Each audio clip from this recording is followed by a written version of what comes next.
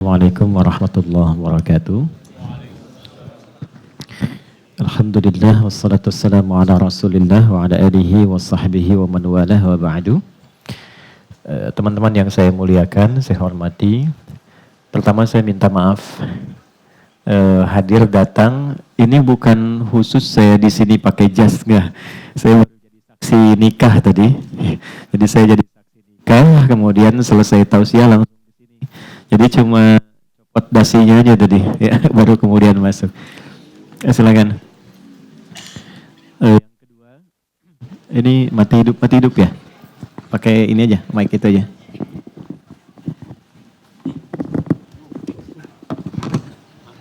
Ya. Yang kedua kita saling mendoakan. Izinkan saya mendoakan kita semua. Mudah-mudahan hari ini kita berkumpul disehatkan oleh Allah Subhanahu Wa Taala.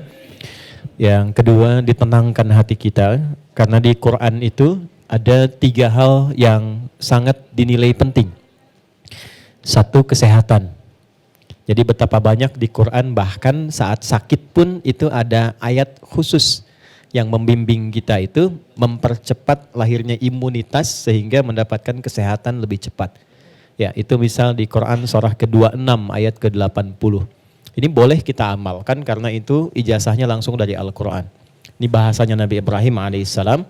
Tapi kalau sakit-sakit agak ringan ya. Misal batuk, misalnya kan serak, suara nggak keluar, atau pegal-pegal, atau sakit yang agak belum bisa ke rumah sakit tapi masih bisa kita optimalkan. Itu sambil dipegang yang kurang sehatnya. Lalu dikatakan begini, wa idza maridtu fahuwa yashfin. Teman-teman boleh catatkan itu di Quran surah 26 Asy-Syu'ara di ayat ke-80. Wa idza maridtu fahuwa yashfin. Maksudnya kalau aku sakit pasti Allah sembuhkan. Jadi di situ ditanamkan cara psikologi, kalau sakit itu justru jangan mengeluh. Jangan merasa lemah. Justru saat kita itu merasa lemah, ya maka ada sel namanya SK kalau nggak salah atau NK ya. Itu ada sel yang memperkuat imunitas kita, dia akan jatuh saat kita merasa lemah. Banyak saat COVID kemarin demikian deh. Ya, saya baru tahu itu karena kemarin baru ngisi ada simposium 123 rumah sakit, kita diskusi tentang pendekatan agama dan pendekatan medis. Nah, salah satunya itu, ternyata sesuai. Saya pernah mengisi di Kalimantan, itu maghrib, akan dekat maghrib 10 menit lagi suara hilang. Lihat nyata suara hilang. Lalu kemudian sedikit dikasih herbal, kemudian dipegang baca ayat tadi itu. Ya Allah, engkau yang tugaskan aku, engkau yang ciptakan, engkau yang ujikan, pasti engkau sembuhkan. Kemudian kita tingkatkan keyakinan, alhamdulillah begitu mengisi, ada lagi. Dan setelah ceramah, hilang lagi. Ya supaya istirahat dulu gitu ya, gak banyak ditanya gitu. Setelah itu kembali lagi. Itu 1. Nah yang kedua, kalau sudah ada penyakitnya yang divonis bahkan secara medis, ini nggak mungkin. Ini mustahil. Ini nggak bisa. Itu pindah nanti ayatnya ke Quran surah 21 ayat 83 sampai 84. Quran surah 21 Al-Anbiya ayat 83 sampai 84. Ya kita sambil nunggu rapi dulu baru kita mulai. Itu spiritnya tentang kisah Nabi Ayub. Ya, Nabi Ayub kan salah satu nabi yang diuji dengan penyakit, catat ini, yang tidak pernah dirasakan orang sebelum beliau dan tidak akan pernah dialami oleh orang setelah beliau. Ya. Dan pesan moralnya apa? Beliau kan nabi kan? Oke, rasul, orang soleh paling baik di zamannya. Sakit parah. Baik, saya mau tanya, kalau Nabi Ayub itu berbuat maksiat tidak? Tidak kan? Baik. Pernah berbuat yang buruk tidak? Tidak. Jadi jangan selalu simpulkan kalau sakit itu karena maksiat. Jangan selalu simpulkan kalau sakit itu karena saya banyak salah misalnya. Tidak. Ada di antara sakit itu yang Allah turunkan untuk menunjukkan sayang Allah kepada hambanya. Karena dalam kondisi orang sakit yang sakitnya sedemikian sulit, bukankah di titik itu dia selalu dipaksa untuk mendekat kepada Tuhannya? Kan nyebut Allah, sholatnya makin meningkat, puasanya makin tambah, zikirnya makin kuat. Nah sedangkan Allah kan paling senang kalau ada hamba yang terkoneksi dengannya. Karena itulah Nabi Ayub ketika di titik beliau sudah kurang lebih 20 tahun diuji dengan penyakit itu, istrinya tanya begini, ini agak cepat ya, Papa kan Nabi, Rasul. Kalau minta sama Allah pasti dikabul. Kenapa enggak angkat tangan, minta supaya disembuhkan? Perhatikan bagaimana Ayub alaihissalam bertanya, berapa lama kita diuji dengan sehat dan kaya? Nabi Ayub itu kaya, sehat, dan sejahtera, anaknya 12. Sejahtera. Lalu hari pertama diuji, mohon izin, mohon maaf, itu kekayaannya habis. Jadi ternaknya mati semua, kebunnya terbakar. Sehari, habis semua. Hari kedua, 12 anaknya meninggal semua. Oke? Setan menduga ini akan mundur. Ternyata hartanya habis, ya proyeknya hilang, itu ibadahnya makin meningkat. Anaknya meninggal dalam sehari semua, makin meningkat lagi. 2 kali lipat lagi. Terakhir diuji dengan penyakit. Dikira gak akan berpikir. Ketika istrinya bertanya demikian, apa jawabannya? Mah, berapa lama kita sehat, senang dan bahagia? Kata istrinya, kurang lebih 70 tahun. Berapa lama kita diuji dengan sakit dan kondisi begini? Kata istrinya, kurang lebih 20 tahun. Perhatikan kalimatnya. Saya malu kalau minta sehat sekarang kepada Allah, sementara kita sudah diberikan ujian kebaikan kesehatan selama 70 tahun. Ini kan baru 20 tahun. Nanti kalau sakitnya sudah sama dengan ujian sehatnya, dan bahagia sudah sama dengan ujian sedihnya, sama-sama 70 tahun, baru aku minta. Di titik kesadaran itulah ketika sakitnya sudah mulai mengganggu ibadah, tadinya sholat misalnya bisa berdiri, sekarang sulit. Perhatikan baik-baik, disitulah kemudian baru Ayub memohon. Diabadikanlah permohonan ini di Quran surah 21 ayat 83 sampai 84. Wa Ayyuba. Dan aku buka kisah Ayub untuk inspirasi kata Allah. Idznada rabbahu anni massani yadurru wa anta arhamur rahimin. Ketika beliau berdoa, perhatikan doanya baik-baik. Ya Allah, penyakit ini telah menghalangi dan mengganggu aku untuk beribadah kepadamu. Jadi minta sehatnya itu bukan untuk olahraga. Minta sehatnya bukan untuk bekerja. Tapi minta sehatnya itu untuk ibadah. Itu poinnya. Barangkali dari sekian banyak kita diuji ada bagian organnya mungkin belum pernah dipakai ibadah. Ya kan? Nah, pesan keduanya, pesan moralnya, kalau minta sesuatu ingin cepat, arahkan kepentingan ibadah. Jangan diarahkan ke dunia, itu cepat dijawabnya. Sedangkan kau yang paling sayang kepadaku ya Allah, kalau yang paling sayang tidak menyembuhkan, kepada siapa lagi aku mesti memohon? Itu baru dibacakan sampai titik itu langsung turun jawaban. Fastajabna lahu, fakashafna bihi. Ya, kemudian kami sembuhkan Ayub.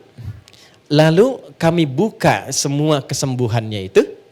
Ya, lalu apa yang terjadi? Setelah disembuhkan, kami kembalikan keluarganya, kami kembalikan hartanya, dan di ujung ditutup dengan kalimat wa dzikra lil abidin. Kalau ada seorang yang mengalami penyakit serupa seperti Ayub dan mengamalkan amalannya, aku akan berikan anugerah serupa seperti Ayub pernah dapat. Jadi tidak semua ujian yang kita terima itu, baik masalah di rumah tangga, di pekerjaan, atau bahkan sakit, bukan mengakibatkan karena kita pernah berbuat salah. Tapi boleh jadi Allah ingin melipat gandakan kasih sayang yang pernah terjadi di antara suami istri, kasih sayang pernah terjadi di antara anak dan orang tua, kasih sayang yang pernah terjadi di antara kerabat, hartanya ingin dilipat gandakan lagi, dan kemuliaannya ingin diberikan lebih. Dengan apa? Dengan dia mengembalikan semua itu kepada Allah Subhanahu wa taala. Nah, ini pembuka kita. Hari ini kita akan banyak dialog. Saya hanya akan sampaikan materi singkat saja, penutup di pertemuan yang lalu. Setelah itu kita lebarkan dengan diskusi sampai mungkin waktunya memungkinkan kita untuk berpisah. Itu mukaddimah. Sekarang kita baru mau mulai. Baik ya. Bismillahirrahmanirrahim. Di pertemuan terakhir yang lalu, kita masih dalam pembahasan tentang fikih sholat. Ya. Dasar pembahasan ini adalah pertanyaan tentang kenapa kita mesti sholat. Sudah kita jawab di beberapa pertemuan yang lalu. Teman-teman yang baru bergabung, silahkan dicek lagi rekaman sebelumnya untuk mempermudah bahasan. Yang kedua, ini juga paling penting, apa yang kita dapatkan saat kita sholat. Ya? Kenapa kita sholat? Sudah dijawab, intinya ada dua jawaban pokoknya. Satu, untuk membuktikan kebertuhanan kita kepada Allah. Katanya kita mengatakan la ilaha illallah, apa buktinya? Maka ketika kita mengatakan la ilaha illallah, Allah minta buktikan.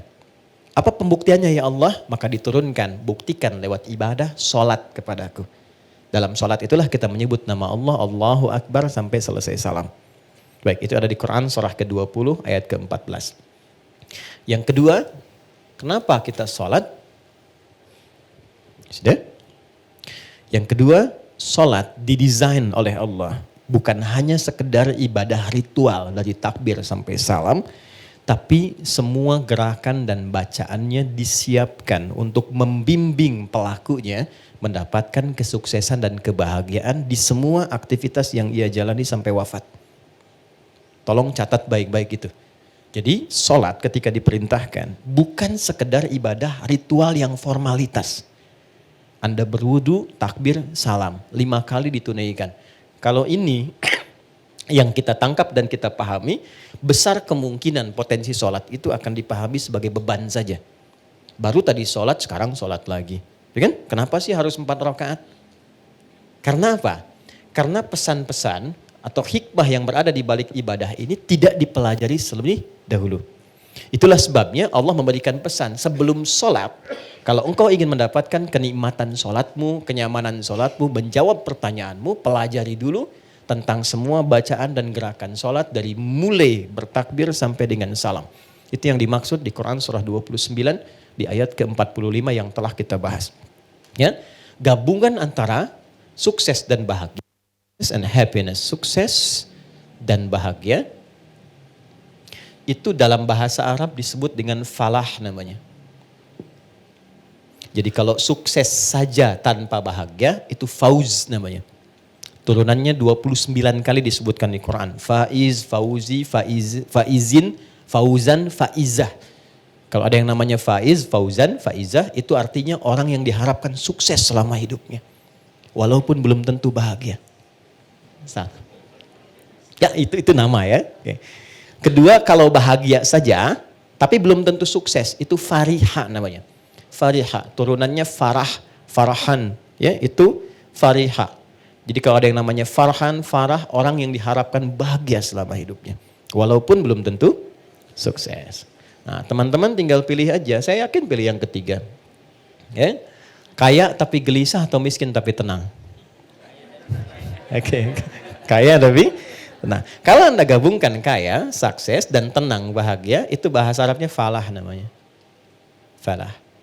Nah, teman-teman masih ingat gak kalau kita mau sholat itu panggilannya disebut apa? Panggilannya disebut apa? Adzan kan? Adzan itu dari kata udhun, artinya telinga. Jamaknya adzan. Lafadz ini kenapa disebut adzan? Ingin memberikan kesan yang kuat. Hei, dengarkan oleh telingamu, tanamkan pada hatimu. Aku minta sholat bukan ingin membebani engkau supaya ruku dan sujud. Aku enggak butuh itu. Dan orang enggak sholat tidak akan menurunkan status Allah sebagai Tuhan. Kita dipaksa sholat, diperdengarkan di telinga kita. 24 jam. 5 kali sehari. Hayya 'alas sholat, ayo sholat. Apa tujuannya? Hayya 'alal falah. Jadi kalau teman-teman dengar azan, kalimat hayya 'alas shalah, ayo salat, dan Anda tanya kenapa saya mesti salat? Itu langsung dijawab oleh Allah lewat ya, suara muadzin itu. Hayya 'alal falah. Karena semua gerakan dan bacaan salat itu mengantarkan pada kesuksesan dan kebahagiaan. Ini gambarannya. Nah, ketika kita ingin meraih itu tidak lantas salat langsung dapat, tidak. Kita mesti belajar dulu. Kenapa saya mesti wudhu? Kenapa ngadep kiblat? Apa maknanya itu semua? Kenapa ngangkat tangan begini? Kenapa tangannya begini? Kenapa sedekap begini? Ya kan? Itu semua ada maknanya. Karena itulah orang yang diajari oleh Nabi pertama kali ketika awal-awal dalam risalah Islam. Dengan sholat, bukan zakat, bukan puasa, bukan haji, bukan umrah, tapi sholat. Itu yang merubah hidup mereka dari jahiliyah menjadi sukses dan bahagia di setiap eranya. Khairu ummah. Dengan turunnya Quran surah 3 ayat 110. Nah, pembahasan tentang sholat kita akan bahas dari sisi bacaannya. Kedua, caranya. Ketiga hikmahnya. 3 pokok ini. Dan sudah kita awali dari mulai wudu sampai terakhir kita kemarin Al-Fatihah. Sampai ke iyyaka na'budu wa iyyaka nasta'in. Sampai ke titik itu. Jadi teman-teman yang baru bergabung, dicek dulu yang sebelumnya, lantas baru kita sambungkan ke topik kita kali ini. Jadi kalau ada bacaan, gimana cara bacanya? Setelah itu, apa hikmah di balik bacaan itu? Sehingga saat baca itu kita merasakan kenikmatan bacaannya. Oke? Baik. Yuk, di titik ini saya mesti buka dulu supaya kita ada ketersambungan yang sama dalam pembahasannya. Hari ini kita akan sempurnakan dengan pembahasan akhir di penutup Al-Fatihah dan pembuka surah. Kita selesaikan berdiri, baru kemudian pertemuan berikutnya masuk ke ruku. Baik, teman-teman masih ingat di pertemuan yang lalu, kalau orang benar baca Al-Fatihahnya, dan sudah kemarin kita berlatih baca, masih ingat hadisnya? Kalau dia sampai bacaan iyyaka na'budu wa iyyaka nasta'in, ya Allah, Engkau perintahkan aku sholat, ibadah, sekarang aku sholat. Dan Engkau janjikan saat aku sholat, Engkau akan mengabulkan apa yang aku mohonkan. Sekarang aku punya kesulitan, mohon mudahkan dan kabulkan yang apa yang akan aku mohonkan. Itu yang dimaksud iyyaka na'budu wa iyyaka nasta'in. Oke, sekarang saya mau tanya sama teman-teman. Kalau kita diperkenankan untuk meminta apa saja dan itu dikabulkan, kira-kira mau minta apa? Surga. Baik, surga kan di akhirat ya. Rezeki, baik, rezeki di dunia ya. Sehat, apa lagi? Banyak ya? Banyak ya? Dulu kalau nggak salah ada acara di TV itu dalam semenit ambil apa aja gitu kan? Ya, yang kamu inginkan kan? Ternyata nggak sempat keambil juga semua ya. Oke? Nah, lihat hadisnya. Hadza baini wa baina abdi wa li abdi ma sa'al. Ini perjanjian untukku dan untuk hambaku. Kalau hambaku benar pada bacaan ini sampai di titik ini dari awal dia sholat. Apapun yang dia minta aku akan berikan. Apapun yang dia minta aku akan berikan. Dan tidak sedikit orang soleh termasuk para nabi, orang-orang soleh yang hidup di setiap generasi, kalau setiap ada masalah rata-rata sholat. Demi Allah rata-rata sholat. Saya tidak bermaksud memberikan nasihat ya, hanya sharing saja. Ada pesan di Quran gini, kalau sedang ada masalah, khususnya di rumah tangga, itu curhatkan di atas sajadah. Itu poinnya. Kalau sedang ada masalah, khususnya di rumah tangga, curhatkan di atas sajadah. Itu ada di Quran surah ke-12 ayat 86. Innama ashku bathi wa huzni ilallah. Adukan, tumpahkan di atas sajadah. Maka yang pertama Allah berikan satu ketenangan dalam jiwa. Jadi walaupun solusinya belum ada, tapi hatinya sudah tenang. Ya. Awas sajadahnya nggak usah dilebarkan sampai ke Instagram, ke Facebook, nggak usah. Di tempat kita ya. Semakin lebar, semakin meluas persoalannya. Itu janji Allah. Yang kedua, ketika kita tumpahkan, ketenangan diberikan. Nah, ketenangan inilah langkah awal yang memberikan kejernihan dalam berpikir sehingga kita mudah melangkah untuk menyelesaikan persoalan. Ketika jernih itulah baru Allah kirimkan solusi. Ya. Nah, sifat kita melakukan itu disebut dengan takwa namanya. Dan kalimat takwa pertama di Quran itu disandingkan dengan sholat. Takwa itu disebutkan 240 kali dalam Quran. Pertama kali disebutkan disandingkan dengan sholat. Quran surah 2 ayat 2 sampai 3. Dzalikal kitabu la raiba fi hudal lil. Siapa muttaqin orang takwa di situ? Ayat 3-nya. Alladzina yu'minuna bil ghaibi wa yuqimunas.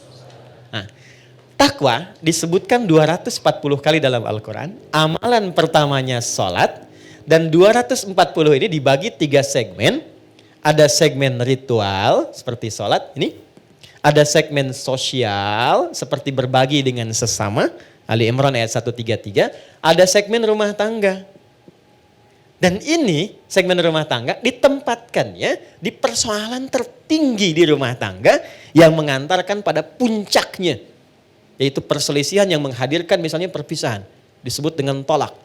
Ini ditempatkan di Quran surah 65. Surahnya surah At-Tolak, ayatnya persis sama dengan ini, 2-3. Coba lihat. Ini bukan dimirip-miripin ya, saya nggak punya TikTok deh yang sekali ketik langsung tok jadi gitu ya. Enggak. Ini ada ilmu tentang keserasian ayat-ayat dan nomor-nomor dalam Quran. Ditempatkannya di sini. Wa may yattaqillaha yaj'al lahu makhraja. Siapa yang mampu meningkatkan takwanya kepada Allah dalam konteks ini, yuk salat. Yaj'al lahu makhraja. Dia punya masalah apapun, aku bimbing untuk menyelesaikannya. Dan hidupnya bukan gak punya masalah. Sebelum dihadapi Allah sudah kecilkan sehingga tak terasa bahwa itu persoalan. Itu poin. Ya. Betapa banyak solusi yang ringan tapi jarang dilakukan. Kita memilih berdebat dengan pengetahuan, dengan kekayaan, dengan macam-macam. Sehingga gak selesai-selesai. Padahal solusinya simpel. Baik ya?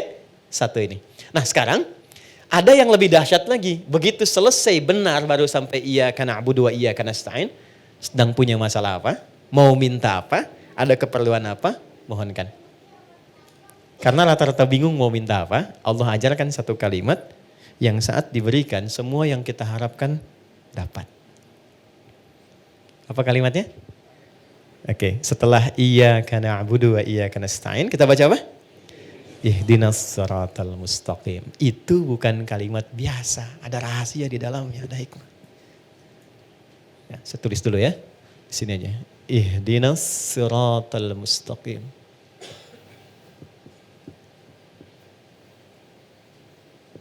Ya. Pelan-pelan. Nanti kita belajar sama-sama cara baca ini dan menyelaraskannya dengan suasana hati kita seperti apa. Karena ini dijawab nanti ketika kita baca ada jawabannya di ayat lain. Baik ya? Ihdinas siratal mustaqim.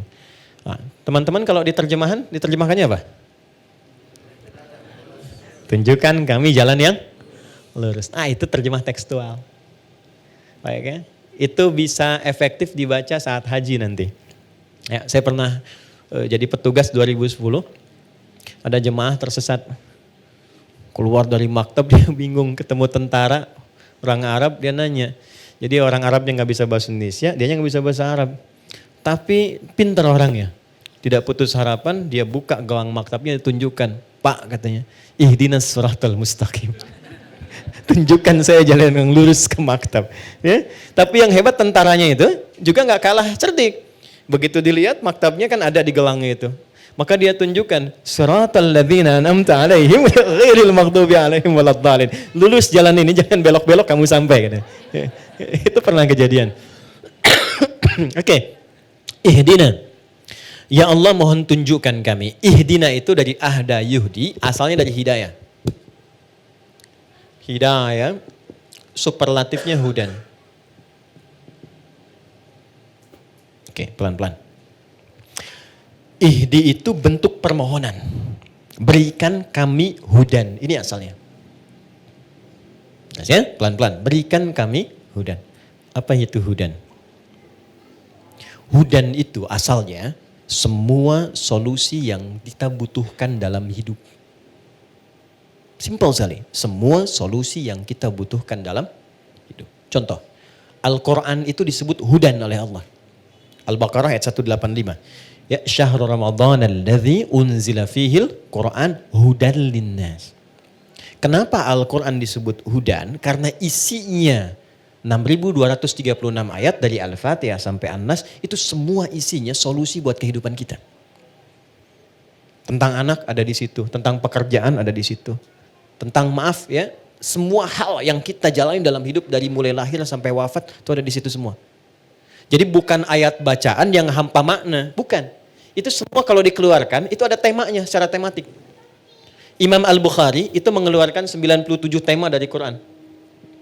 Disusun di dalam kitab beliau namanya Sahih Al-Bukhari. Bukan kitab hadis mata, bukan. Itu ada temanya. Dari mulai tentang iman, Anda bertanya kenapa iman saya suka naik turun. Kalau naik semangat ibadah, kalau turun saya agak malas gitu ya. Di sini nanti dikeluarkan ayatnya, topiknya apa, lalu ayatnya, lalu hadisnya, sejumlah 57 hadis. Ada bab bisnis kitabul buyu'. Teman-teman yang pebisnis, pengusaha, pengen belajar value dari Quran dan hadis, membimbing kita bisnis. Ya. Demi Allah saya katakan, sahabat-sahabat Nabi dan tabi'in generasi setelah itu, yang mengaji dari topik ini, tema bisnis, itu setelah belajar mempraktekkan, tidak pernah ada yang kembali modal. Semua kembali untung. Dan kekayaannya itu di atas rata-rata. Ya, saya mau sebut Abdurrahman bin Auf, itu sebelum masuk Islam dan belajar dari Quran, itu kekayaannya tuh standar aja walaupun kaya. Tapi setelah masuk Islam, itu kemarin riset saya tentang beberapa para sahabat, itu kekayaannya divaluasi kalau kekinian itu sampai dengan 72.000 triliun. Dan ini riset ilmiah yang kemarin kami kaji, 72.000 triliun. Sekarang Elon Musk baru 3.000 ya. Jeff Bezos juga demikian kan, baru di kisaran itu dulu 72.000. Dan hebatnya masuk surga juga tuh.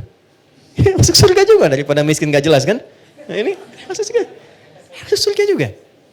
Oke, jadi poinnya begini, saya agak cepat langsung karena waktu kita terbatas. Ihdina, ya Allah berikan aku hudan, solusi dari masalah yang aku rasakan sekarang. Nah saat teman-teman membacakan itu, coba di hatinya rasakan sedang punya masalah apa yang dirasakan. Gitu. Ini jarang dibaca begitu kan? Kan normal saja kan? Ihdinas siratal mustaqim, siratal ladzina an'amta 'alaihim ghairil maghdubi 'alaihim waladdallin. Amin, selesai. Sampai di situ benar untuk menggugurkan rukun dalam salat. Sah salatnya. Tapi Anda enggak dapat ini. Enggak dapat kenikmatannya. Jadi begitu Anda bacakan ihdinas siratal mustaqim, rasakan dalam hati kita, enggak perlu diungkapkan. Kita belum sujud. Enggak perlu diungkapkan, rasakan dalam hati ada masalah apa yang dibawa dalam salat. Karena Allah itu maha tahu orang sholat itu pasti punya persoalan. Pasti bawa masalah. Ini kan tenang-tenang senyum-senyum itu ya boleh jadi juga ada masalah kan. Gak semuanya tenang kan dalam hatinya kan. Sama. Gak ada orang dari subuh sampai zuhur gak punya masalah. Itu gak ada itu. Ya gak ada. Semua orang punya persoalannya. Maka Allah tunggu sampai zuhur itu.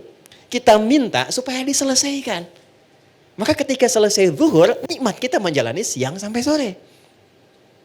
Itu hikmahnya demikian, filosofinya begitu.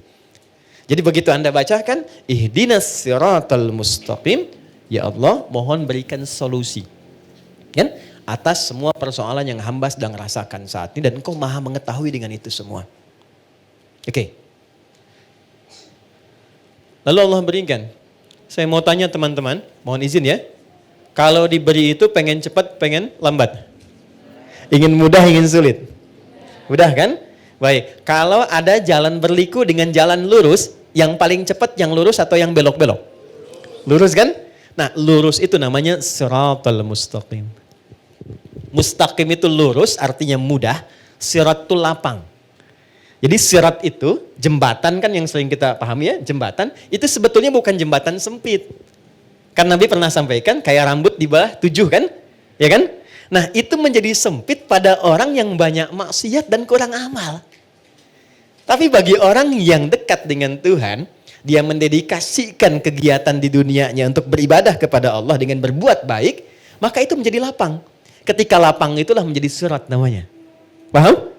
Baik, jadi seakan kita minta begini, ya Allah, mohon berikan aku solusi dan lapangkan saat aku menerimanya, serta mudahkan dalam prosesnya. Jelas? Lapangkan aku saat menerimanya dan mudahkan dalam menjalani prosesnya. Oke. Saya kasih pertanyaan, kalau bisa jawab saya kasih hadiah umroh ya. Saya serius. Saya serius. Bintang 5 di Mekah Madinah. Oke. Salat sendiri kan? Ya kan? Walaupun berjamaah kan kita sendiri kan? Ya kan? Nanti sifatnya jamaah dengan banyak orang. Kenapa di sini mintanya tunjukkan pada kami, padahal kita sendiri? Ihdina, kenapa enggak ihdi? Oke, silakan. Ya, boleh.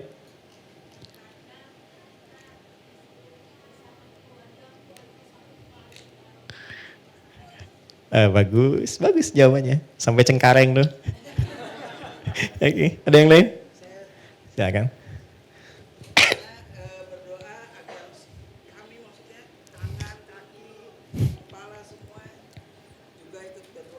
Bagus. Sampai migrasi. Waktu habis. Waktu habis. Dari sini, saya cepat saja. Gini, ini filosofi dalamnya. Ini saya kasih yang paling dalam sekali. Maaf ya. Kalau kita sedang punya masalah. Masalah itu untuk sendiri atau kadang ada yang terlibat di sekitaran kita. Oke. Bagi kita mudah, tapi mungkin bagi pasangan kita belum tentu itu mudah. Bagi kita dan pasangan mudah, tapi mungkin bagi ayah dan ibunya belum tentu mudah. Bagi suami istri mudah, tapi bagi anak belum tentu mudah. Kenapa kita sertakan Dina di sini, Ihdina, untuk memberikan kesan bahwa ya Allah, berikan solusi atas masalah yang sedang hamba jalani, mudahkan prosesnya dan lapangkan untuk semua yang mengalami itu. Kalau suamiku di dalamnya, lapangkan hati suamiku pula. Kalau ada tetanggaku di dalamnya, lapangkan tetanggaku. Kalau ada ibuku di dalamnya, lapangkan hati ibuku. Itu dalam banget. Itulah sebabnya kenapa menggunakan na, tidak menggunakan bentuk tunggal secara personal. Jadi ketika kita menunaikan sholat, di situ Allah ingin menyelesaikan persoalan, masalah yang kita alami setuntas-tuntasnya, bukan 1-2 tahapan kehidupan. Jelas? Oke, tiketnya masih saya pegang ya. 1. Jelas ya? Paham ya? Baik, maka jangan sungkan untuk mengungkapkan itu dalam sholat, tapi di hati kita. Karena gak boleh dilafadzkan. Jelas ya? Ihdinas siratal mustaqim. Cepat, karena Allah Maha tahu. Kita tinggal hadirkan saja suasana itu. Minta. Nah sekarang Allah kasih mudah, kasih cepat, tapi caranya gak enak. Mau gak? Oke? Kasih mudah, kasih cepat, tapi caranya gak enak. Anda melamar pekerjaan, langsung dikabulkan, cepat diterima. Tapi begitu datang, Anda dimaki-maki dulu. Lain kali nanti kalau ke sini, pas kerja, kamu pintar, tapi pakaian kamu gak layak. Besok kamu ganti kayak gini. Ini perusahaan begini. Gak cocok nanti kalau kamu pakaian begini. Tapi kamu diterima. Yang kedua, bagus, kamu prestasinya bagus, baik. Nanti silahkan besok mulai bekerja, datang sebaik-baiknya. Pakaiannya disesuaikan. Nanti kita sudah berikan ketentuan dress code-nya. Enak yang pertama, enak yang kedua. Yang kedua, sesuatu yang melahirkan ketenangan, kenyamanan, kenikmatan, itu bahasa Arabnya an-na'ama yun'imu. Nikmat sifatnya. Kalau kita minta kepada objek yang ada selain kita atau di depan kita, atau yang gak ada tapi kita minta, gunakan tak setelah an'ama menjadi an'amta. Maka setelah itu kita meminta, ya Allah saya gak pengen dapat yang cepat, mudah, lapang, tapi misalnya gak ada kenikmatan di dalamnya. Maka diteruskan ayatnya, siratal ladzina an'amta alaihim, ghairil maghdubi alaihim walau. Ya, jangan sampai di situ ada, mohon maaf ya Allah, ya kita minta misalnya ya Allah, jangan sampai solusi itu datang diberikan, tapi muncul juga rasa-rasa yang tidak mengenakan. Mengarahkan kepada hal-hal yang tidak menyenangkan.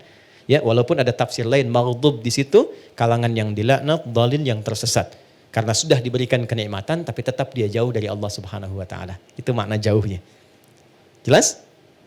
Halo, jelas? Oke, setelah jelas, pertanyaan saya yang terakhir. Oke, dapat hadiah. Siapa orang-orang yang dimaksud di sini? Pada orang-orang yang telah engkau beri nikmat kepada mereka. Itu siapa? Para nabi. Apa lagi? Apa lagi? Ya, orang bertakwa. Bagus, baik. Apa lagi? Oke, singkatnya Quran surah 4 ayat 69. Ada 4 golongan. Jadi kalau teman-teman, ini ajaran dari Quran, kalau ingin bahagia, ingin tenang, ingin nikmat, ikuti 4 golongan ini. Ikuti pola hidup mereka. Quran surah 4 ayat 69. Wa may yuti'illaha war-rasulah faulaika ma'al ladzina an'ama Allahu 'alaihim. Oke, kalimatnya sama. Wa may yuti'illaha war-rasulah. Siapa yang kehidupannya diikutkan pada petunjuk Allah dan Rasul. Dari bangun tidur sampai tidur lagi. Misal, saya mau bangun tidur, saya ikutin bagaimana Nabi bangun. Ya, itu contohnya ada pada doa nanti. Ya, doa itu bukan sekedar bacaan, di situ ada penuntun aktivitas di setiap doa itu. Ya. Oke. Siapa yang pola hidupnya mengikutkan pada tuntunan Allah dan Rasul? Perhatikan, faulaika ma'al ladzina an'amallahu 'alaihim. Maka mereka itu aku jamin akan disatukan dengan 4 kalangan yang selama hidupnya selalu dijamin kenikmatan oleh Allah. 4 kalangan. 1, minan nabiyyin, para nabi.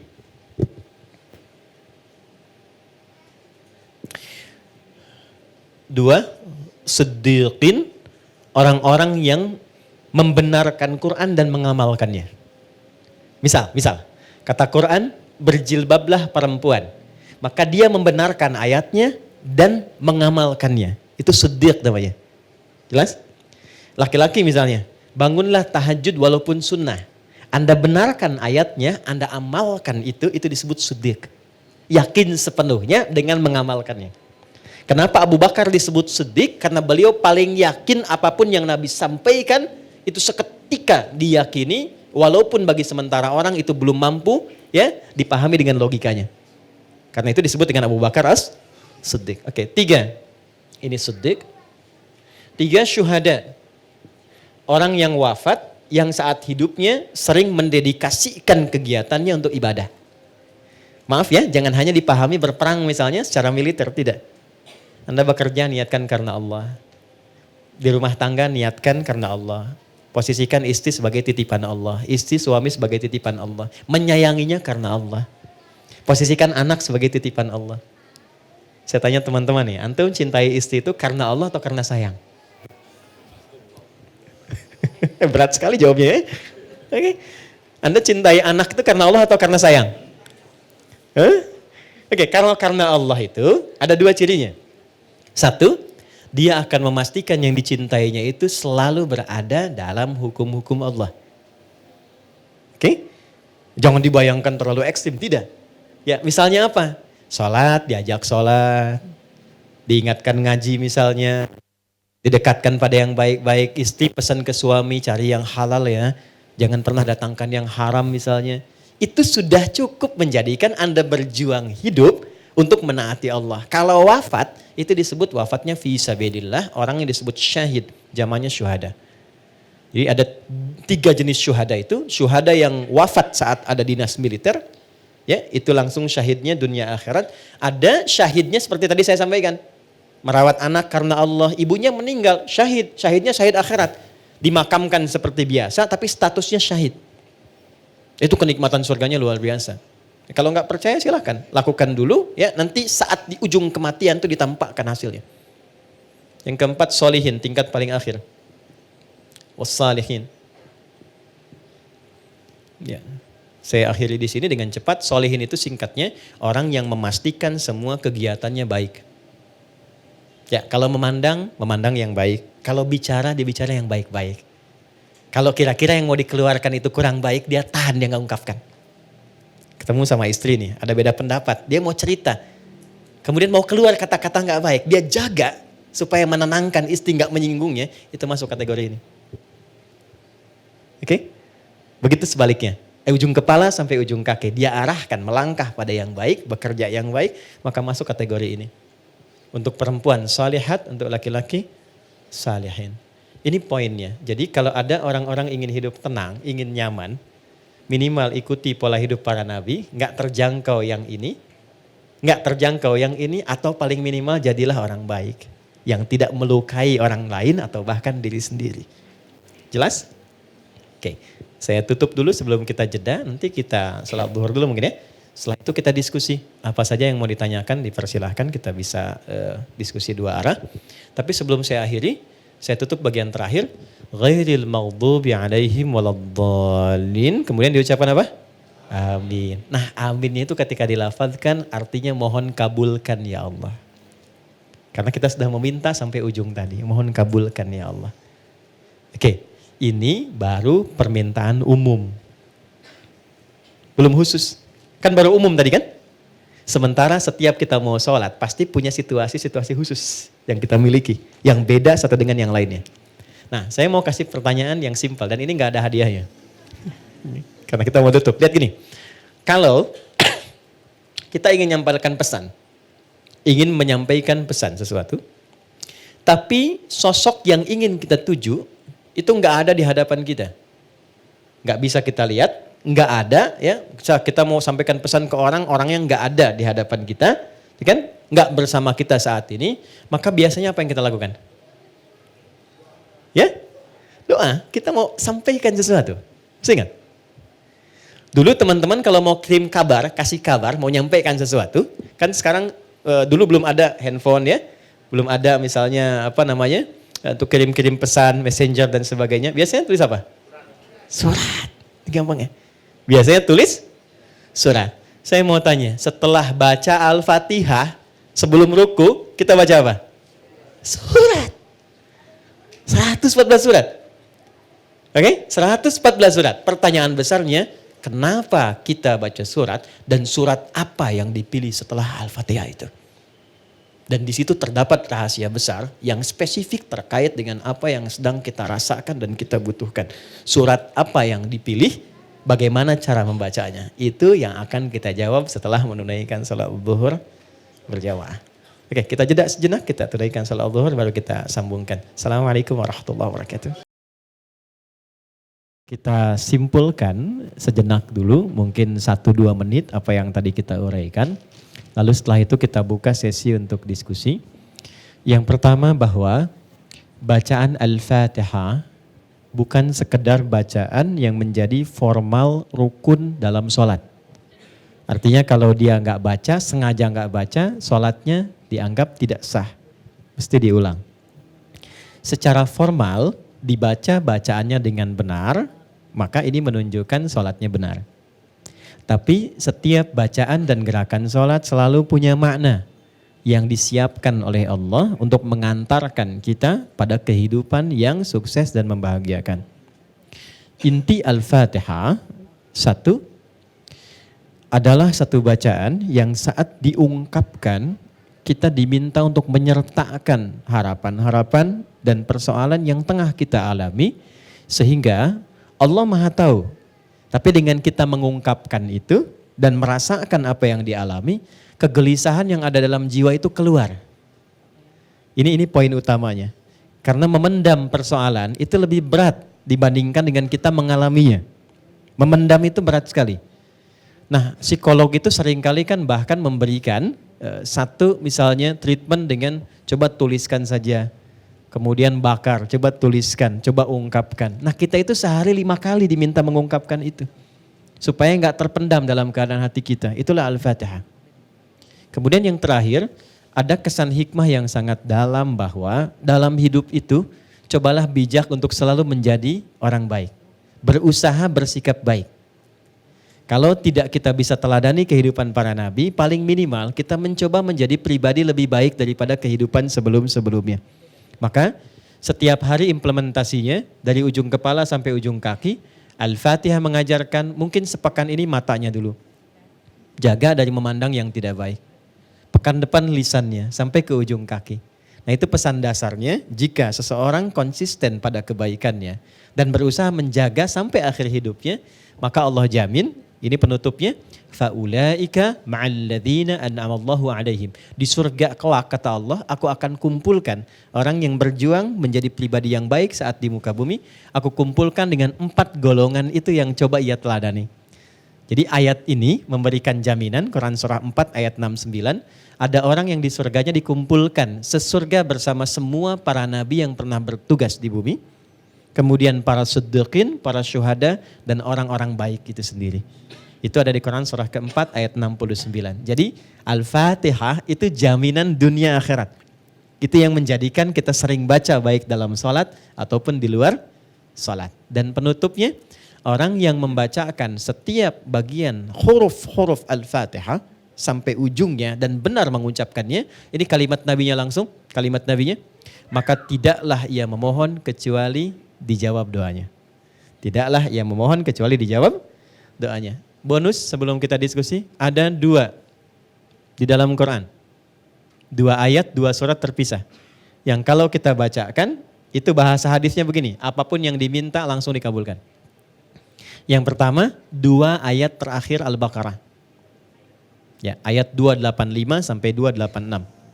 Amanar Rasulu sampai dengan la yukallifullahu nafsan illa wus'aha. Oke? Jadi kalau teman-teman sedang gelisah, galau atau ingin memohon sesuatu, itu bisa dibuka dengan 2 ayat itu. Itu petunjuknya langsung dari malaikat Jibril kepada Rasulullah SAW. Kalimat malaikatnya begini, Muhammad kalau bahasa kita selamat, engkau diberikan oleh Allah 2 surat dengan 2 keadaan yang tidaklah dibacakan setiap hurufnya kecuali minta apapun diberi. Sepanjang itu baik untuk dunia dan akhirat kita. Jelas ya? Nanti cara menjawabnya Allah 3 cara. Nah, 3 ini nanti kalau ditanya baru saya jawab ya supaya nggak kepanjangan. Oke? Baik, jadi 1 Al-Fatihah, yang kedua Al-Baqarah 2 ayat terakhir. Oke. Saya kira itu kesimpulannya, dan untuk pembahasan surat kita akan teruskan di pertemuan berikutnya. Kenapa baca surat lagi setelah Al-Fatihah? Surat apa yang kita mesti baca dalam sholat yang kita lakukan itu?